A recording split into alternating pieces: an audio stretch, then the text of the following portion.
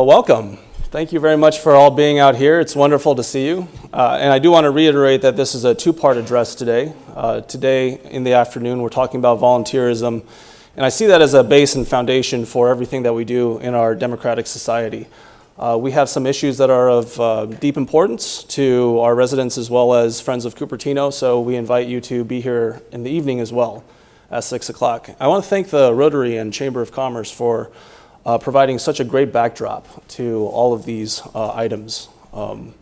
In the end, I would wish that everything that we are talking about today gets cycled through in its entirety if it gets replayed, say on our city channel or archived on the internet, because I think the issues that they set up are just so salient and so well put, and also melds quite nicely with what I'm going to be delivering in terms of the rest of the speech, that it is a cohesive unit. So thank you very much for everyone coming out today, and I look forward to being able to engage with you. We're in a roundtable format tonight, or this afternoon I should say, because of the fact that this is the Rotary Luncheon. Rotarians know that this is an extremely conducive type of format for discussion. We're going to keep this format tonight and hopefully be able to have those types of follow-on discussions as well. So, good afternoon, dignitaries, community leaders, and esteemed public safety officers. Thank you all for attending this year's Cupertino State of the City. I appreciate you taking time out of your day to be with us here today in Cupertino. Before I move into my speech, I'd like to introduce again my colleagues on the Cupertino City Council. Vice Mayor Rod Sinks. Councilmember Barry Chang. Councilmember Savita Vaidyanathan. And Councilmember Stephen Scharf. I'd also like to acknowledge our executive staff members, starting with our city manager, David Brandt. Our city attorney, Randy Hom. Our assistant city manager and community development director, Artie Shrivastava. Our Director of Public Works, Tim Borden.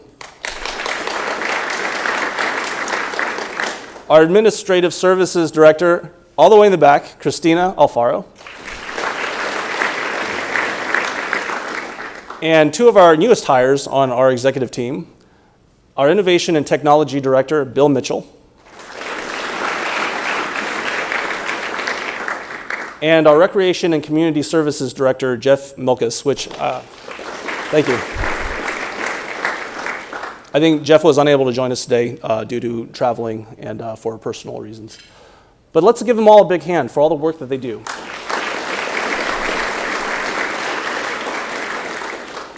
Today's speech, as most of you are aware, will be focused on volunteering, in this luncheon that is. But as we discuss this topic, I also want to highlight service, particularly service to our Cupertino community. I want to thank particularly our public service and safety officers for everything that you do. It was with a great sense of poignancy that I heard the stories today, and with a sense of pride that I was able to present the certificates on behalf of the city of Cupertino. We realize and appreciate that the work that you do essentially creates a foundation as well for our community. So thanks very much, and we do look forward to working with you, far into the future. But with respect to our city staff, I want to talk about a gentleman who has worked for Cupertino since 1973. We're extremely lucky to have an employee by the name of Manny Berrigan. He was born here in Cupertino and raised in Cupertino as well, when this area was still the Valley of Heart's Delight, with orchards for as long as the eye could see. But Manny is also, as I said, the longest standing employee with the city of Cupertino. Let's learn a little bit more about Manny and of Cupertino's past.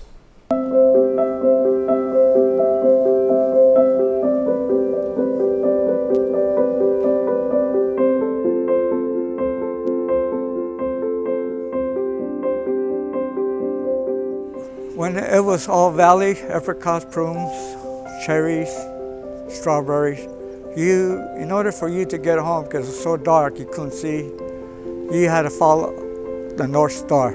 Once you follow the North Star, it'll take you to your home. But at the same token, as you're walking, following the North Star, you gotta make one step to the right, and every 100 feet count, and then keep on going, go there, and that will take you straight to your home.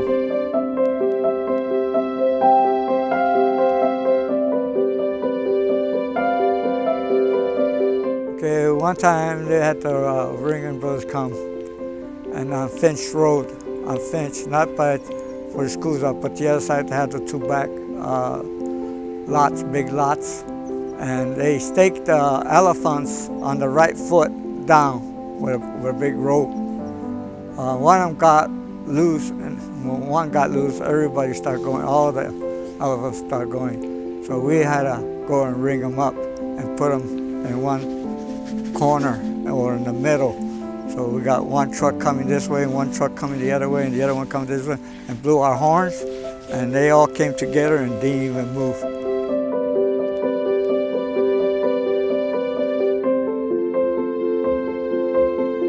The thing that I like about Mr. Lee is his experience, knowledge, and wisdom. He taught me a lot. And my job, he taught me a lot how to do my job and do it perfect, you know.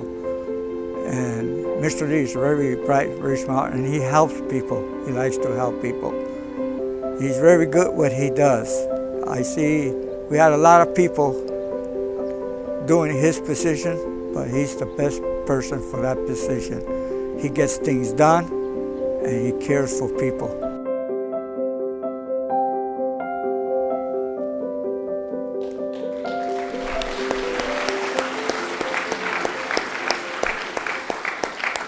Manny is with us here today. Manny, would you please stand?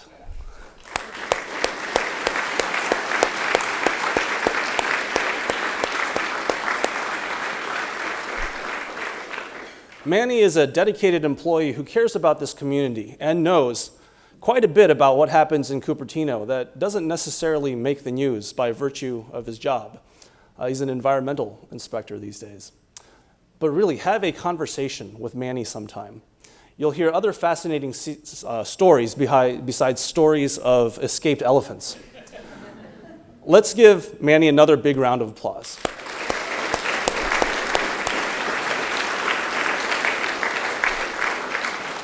It's well-deserved and well-served, sir. Some of you may be wondering who this Mr. Lee, who Manny mentions, is. He is our Assistant Director of Public Works, Roger Lee. Roger, will you please stand?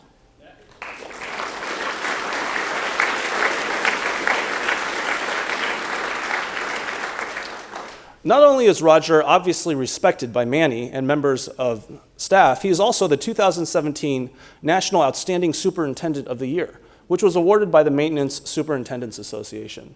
Let's please give Roger a hand.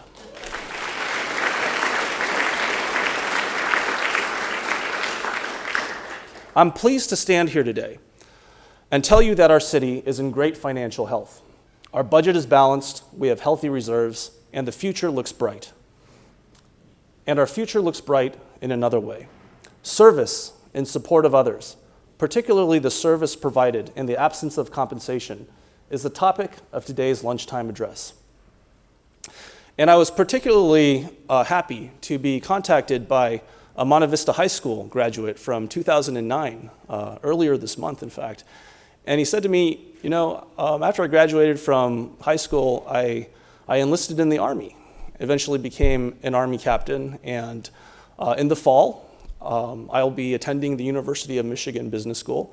I'd like to spend the next 6 months of my life volunteering in some capacity. And I thought, well, this is great. I'm actually writing a speech about volunteering. This is a nice synergy. And Captain Amaya Gampool was the person who led us in the Pledge of Allegiance today. So Amaya, if you would please stand and be recognized. Thank you for your service.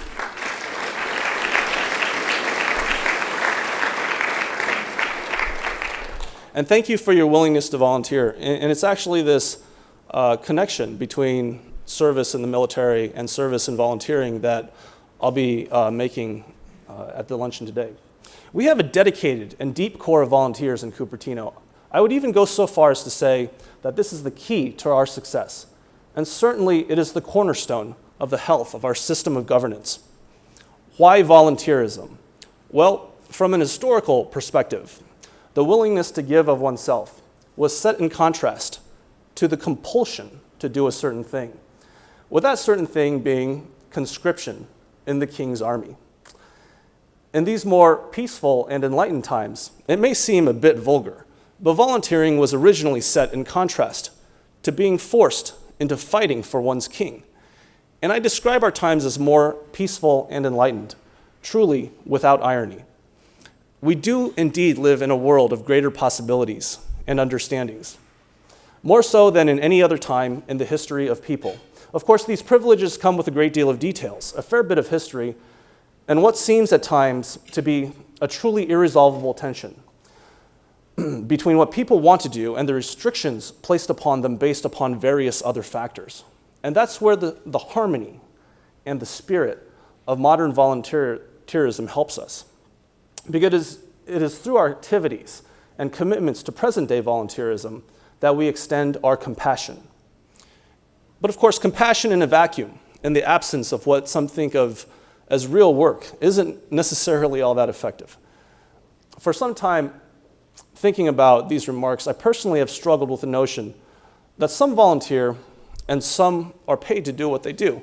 How do we reconcile this? And I've arrived at the understanding that there's a bit of a need for both in every one of us in this society.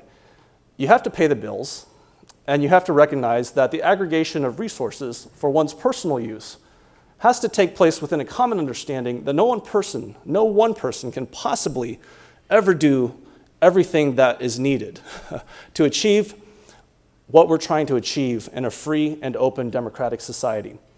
It is contingent upon each and every one of us to carry the burden, but it's not truly a burden, is it? We have fashioned it in a manner that we can think about participation and what we like to do and act accordingly. And I will put in a bit of an aside here.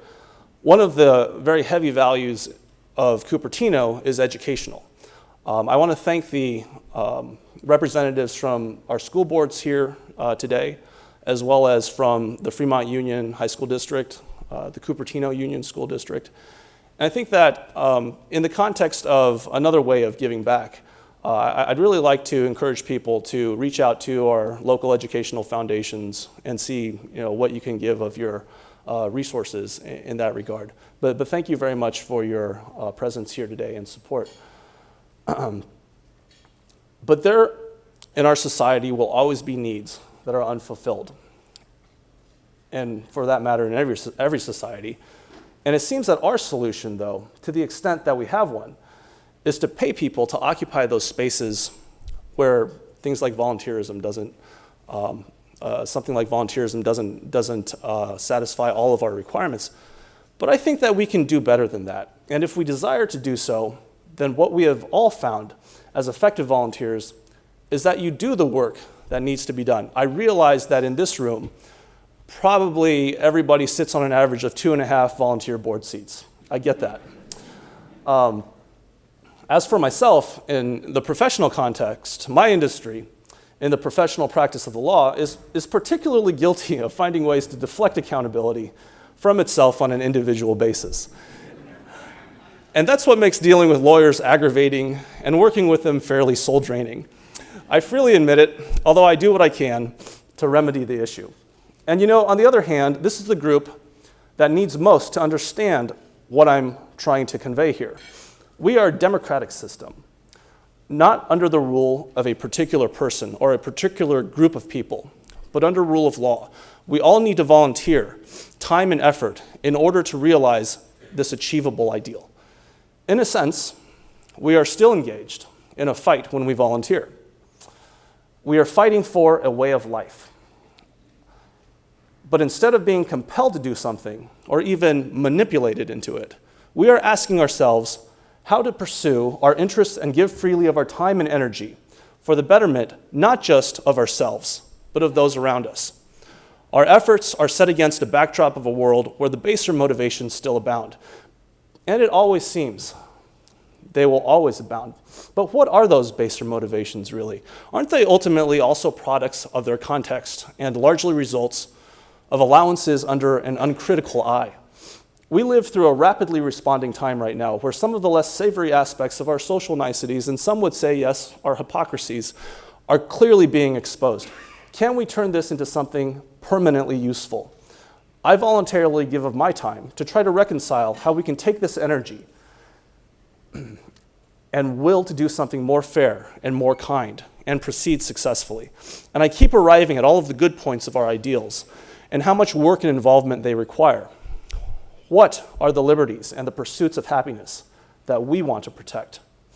Here in Cupertino, from Rotary Club to West Valley Community Services, from the Lions Clubs to the WAFU School of Ikebana, from our sister city committees and our many friendship city committees to our educational and religious organizations, we have a broad array of interests being represented through what is essentially that seed of a tree of knowledge that has as its profound wisdom the understanding of how we go about having all of these things that our social charter promises. It is contingent upon all of us. And again, I know that every single one of us in this room realizes that. I know that's a lot of pressure as well to put on people, and I have in the past placed an even greater amount of pressure upon our emerging generation. I actually ran in Cupertino in 2009 before getting elected in 2014. And I'm so pleased to see the Monte Vista class of 2009 rising up to the challenge of our generation, of volunteering. I see a number of high school students from that time. And I think that it's a tremendous burden, it's a tremendous responsibility, but it's also one that can be discharged, I'm convinced. We need to help this emerging generation. Perhaps the best coping mechanism is a redirection of the energies that are causing our stresses. Look at this beautiful flower arrangement here.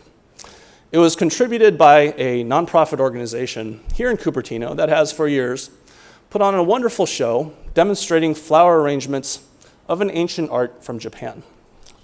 Here is an example of taking one's energies and using them to de-stress and put forward something beautiful to the world. This was brought forth, by the way, by the WAFU Ikebana Society. And these arrangements were made by their president, Fusako Hoirup, who I believe is with us today. Fusako, if you could be acknowledged. Thank you very much.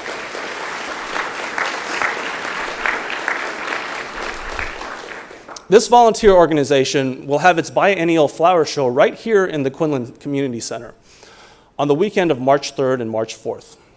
And make note of this because normally they have it in the fall. They're bringing it forward to the spring this year. We are in an extraordinary society and community. I'd like to share how I've arrived at this point today, which I have to profess, again, is more of a thank you to you than it is an exhortation, as I'm well aware, again, that this is an audience of the concerned and the involved. Although I do have a request at the end of my luncheon remarks today. I moved into Cupertino in 2005, and I decided very shortly thereafter to become engaged civically. I see right in front of me a friend of mine, Peter Leroy Munoz from Gilroy, council member, and I didn't realize you would be here today, Peter, but Peter was actually there right in Cupertino in my office when I first moved here about 12 years ago. So it's an interesting note how these coincidences occur. But although I am a graduate of both Harvard College and as well as Peter, a graduate of Harvard Law School, it never really occurred to me to become involved with a political office until moving here. But that doesn't tell you a truly complete story. I will tell you a more complete story now. I'm glad that my parents are able to attend here today from Kansas, and my brother Wesley all the way from New York. Thank you for making it out here today.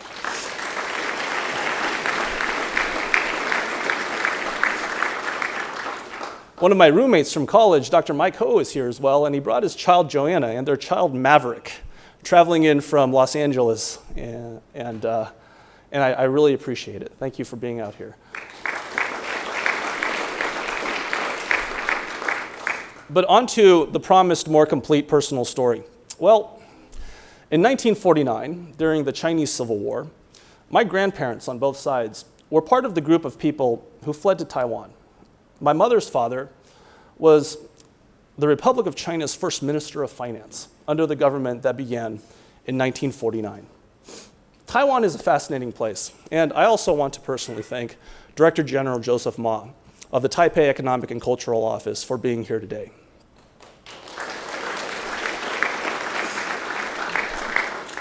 In the past 400 years, there have been waves of migration from China to Taiwan, and if you want to call it such, leadership that has ranged from the Dutch to the Japanese, and then again from China.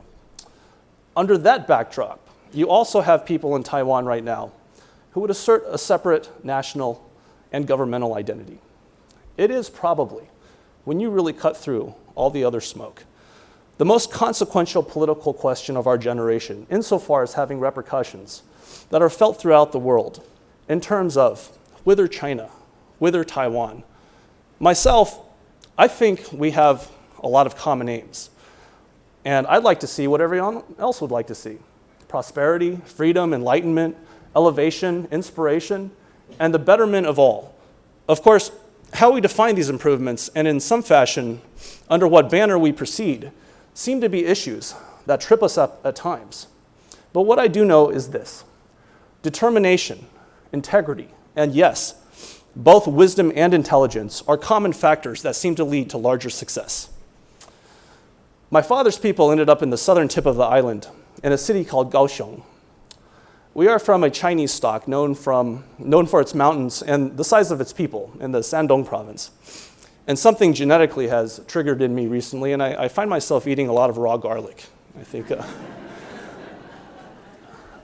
In any event, my father's people were in the Navy. And so my brother and I were brought up in the 1970s and the 1980s in the American Midwest under a bit of a militaristic mindset.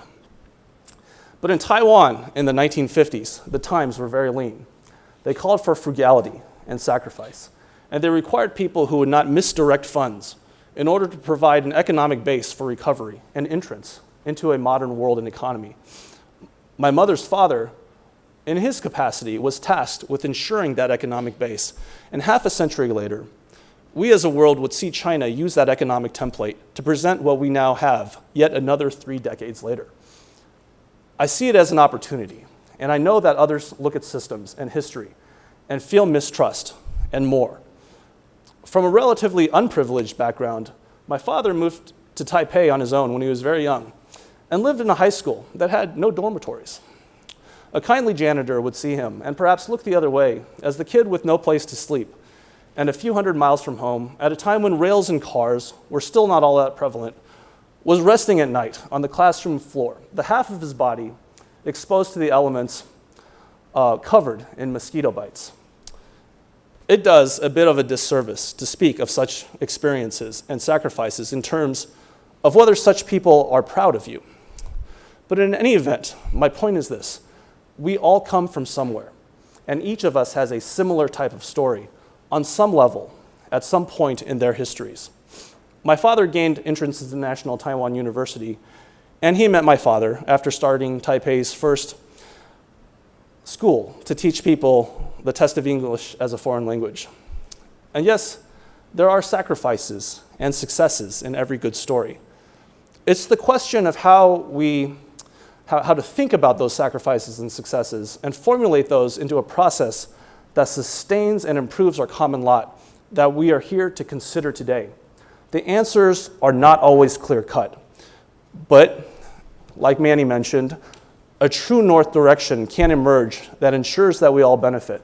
And I think it's fascinating that you mentioned the North Star. We actually had an eclipse early this morning that I hope that at least some got to see. It was quite a fascinating sight. I was jogging out along Homestead and just seeing random people standing and staring up at the sky. But I think that direction where we can get to that better place is found in volunteering. You don't need a membership card. Find time to give of your knowledge and experience freely, without expectation of return. We really, truly need this kind of ethos in order to prevent a slew of ills that we have seen of late, and I would suppose people have always seen. Profiteering in manners that have absolutely no connection to the underlying value being delivered is an activity that is much less likely to be conceived and implemented in a community of people imbued with, in the first instance, the spirit represented by those who volunteer. And I'm not presuming to peddle it as a panacea for all that ails us, but it's easier to envision people adopting a better baseline for kindness and fairness if they, for instance, take time to provide food to the hungry and shelter to those who somehow live without it. As well, I would hope that our volunteering efforts, especially here in the Valley, are based upon pragmatic and quantifiable metrics with an eye towards making sure that things, they work. And they have been. Our nonprofit organizations, our individual volunteers, our city's commissioners, emergency response volunteers, faith-based charitable organizations and activities, our library supporters, the senior TV production group, The Better Part, our sister and Friendship City committees, all of these groups and people work in order to ensure at base that our liberties remain abundant and that our freedoms are grounded in the notion that we are all doing this for ourselves and for each other rather than to ourselves and to each other. Now, I'd like to present some videos of a few volunteer organizations in our community. Please note that these are but 3 among many, and that these few minutes that we have are truly not sufficient to tell you about the many efforts and opportunities Cupertino has for people who would like to spend time not just making our community better, but making our society work. But more about how we can put forth the broader scope of volunteering in a moment. Right now, here are some of our community's organizations. West Valley Community Services has been around for almost 45 years, and we provide critical supportive services to low-income and homeless folks living in Cupertino. In addition to providing those critical services, we're a place where Cupertino residents can come to volunteer and give back. They can help in our food pantry, they can help in our front desk, and they make our agency stronger by giving of their time and their talent. RIDE, or Reach Your Destination Easily, launched earlier this year, back in October 2017. For seniors, it will provide a pickup by a volunteer or a paid driver at their home and will take them to locations in and around the West Valley. There are significant discounts for folks who are living in poverty, and a ride can start for as little as 90 cents one way. The best part of being a member of West Valley Community Services is knowing that you're positively impacting the lives of folks who are really struggling financially in our community. And that feels amazing to know that you are playing a role in helping people that are really facing significant financial and home struggles here in the county. But it's also about being part of a strong community, a caring community. If you want to get involved with West Valley Community Services, the first step is to check out our website, www.wvcommunityservices.org. There you'll learn more about what we do and a variety of different volunteer opportunities we have available throughout the year. We have one-time volunteer opportunities through our back-to-school clothing program or our holiday gift program, and we have ongoing volunteer opportunities as well. If folks have time weekly or monthly, they can come in and help staff our pantry, help pick up food from the community to bring back to our food pantry, or sort through items, work at our reception desk, or help in the back office. There's lots of opportunities, whether you have a little bit of time or a lot of time. We depend upon volunteers to make West Valley Community Services happen. Each week, we have over 160 volunteer shifts, and each year our volunteers complete around 17,000 to 18,000 hours of volunteer service. Well, our organization is the oldest service club in Cupertino, and we've actually been in business here since 1951. And over the years, we've had developed some annual activities. So the main one, the biggest one, which we do every spring, is a fish-a-thon for blind, handicapped people. We do it in conjunction with the Stevens Creek Quarry, and we service well over 100 handicapped and blind people. They come fish, and then they get lunch, and then make a nice day of it. And just thinking about and seeing how happy and excited the children and the handicapped people were when they reeled in a fish, and then we take a big picture of them and give it to them. And so that's probably the highlight memory of the year. And then we also sponsor $12,000 a year in scholarships to the local high schools. We provide vision care and eyeglasses for needy people. We just recently sponsored the wrestling tournament at Cupertino High School, and other things. We donate money to various local organizations, the WVCS and the Cupertino Quota Club, and a few other things. And the best part is being able to have a nice, friendly group of people to work with to accomplish these things. The primary mission of the Cupertino De Anza Lions is to serve the needs of our community, Cupertino, wherever those needs may take us. This is projects like Cupertino's Via West for disadvantaged children, providing food for families that are hardship families in our school district, providing comfort blankets for children in hospitals, hosting contests for local high school student speakers, helping students grow in leadership and community service by sponsoring Leo clubs, providing eye exams and glasses for needy students, providing free public diabetes screenings in the community. In August, we hosted Ride for Diabetes at De Anza College.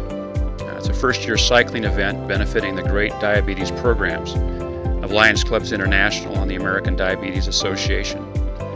Programs that help those with diabetes, prevention programs, and research to find a cure. It's a disease that touches nearly every family. I was really taken by the outpouring of community support that we received from Cupertino businesses and organizations like Ridge Vineyards, the YMCA, Walk by Cupertino, and from Cupertino residents, 135 community volunteers who worked the event in support of this great cause. There's a lot of satisfaction in helping others and experiencing the joy of the people that our service touches. De Anza Lions is a lot of fun. We have fun people, we get fun projects, fun fundraisers, fun fellowship. It's a really great organization to be a part of.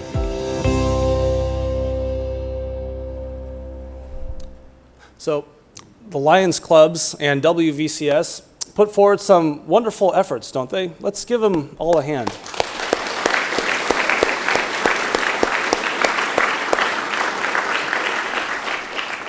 We have a wide variety of volunteer organizations here in Cupertino. Speaking to an audience comprised of a good number of Rotarians and chamber members, I know there's a deep-seated understanding of the power of volunteering here. And can you imagine what would happen to our purposes if the people who support all of the community's volunteer efforts suddenly all said, well, this just doesn't make any sense at all. Why don't I just spend more time doing things that are more lucrative? You'd have a society that is much worse off.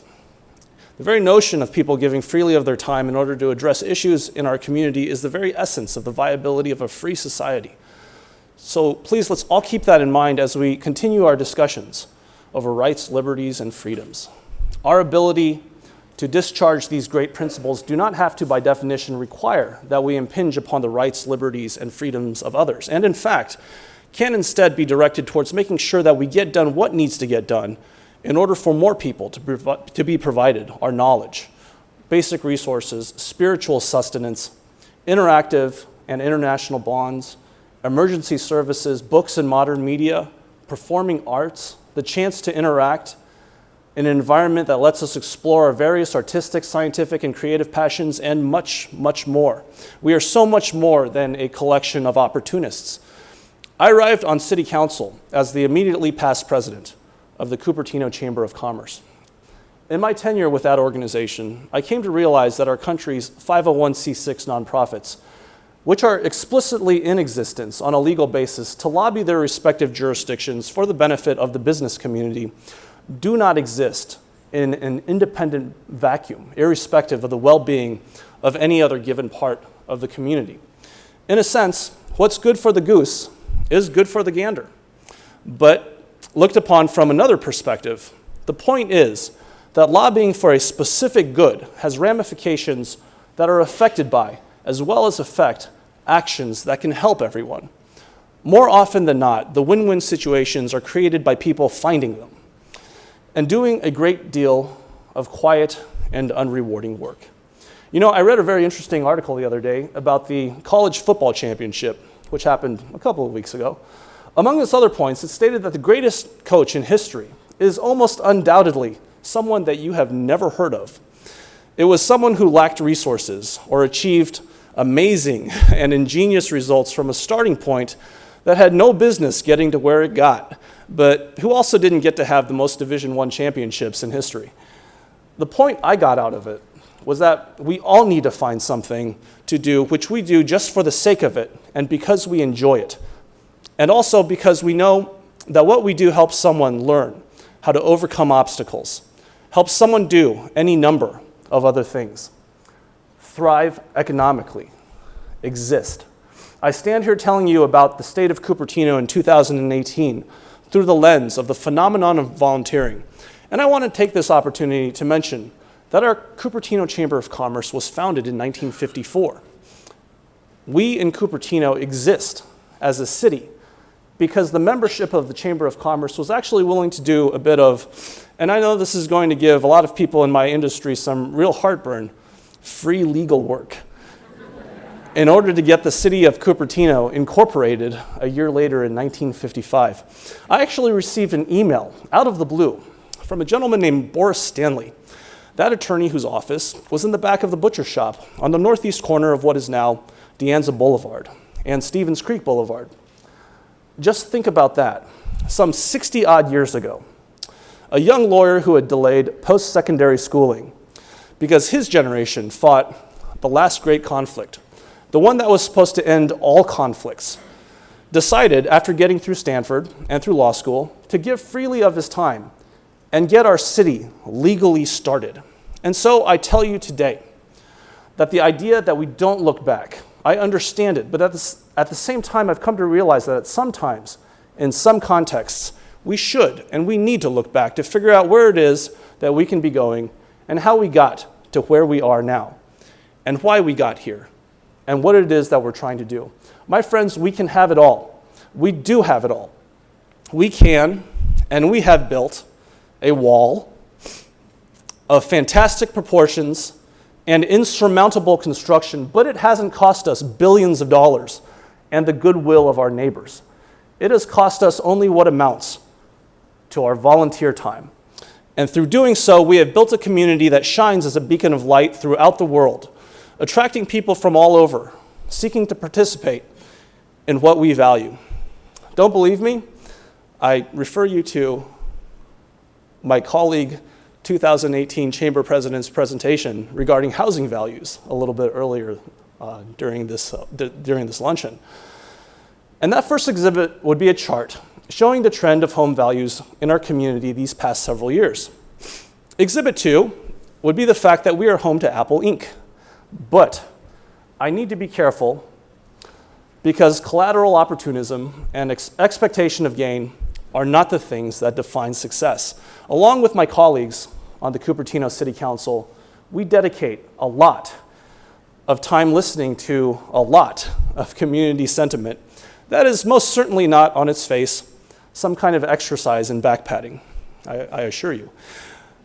We need that, and while I'd be lying to you if I told you that I love every moment of it, there is a sort of enjoyment in engaging with this type of good and effective medicine.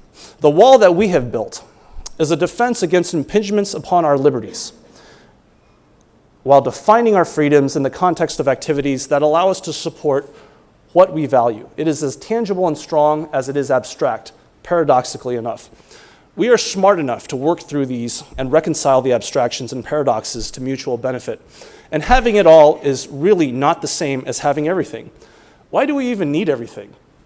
Well, from the perspective of volunteering and connecting with perhaps just a part of what's out there, I will be working this year to bring forth to Cupertino an opportunity for us to showcase and interact with as many of our volunteer organizations that will participate.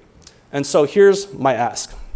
I ask that you outreach to your networks and let them know that Cupertino will be putting forth a volunteer fair in the springtime. Everyone knows, for instance, that the Rotary Club is our college football Alabama.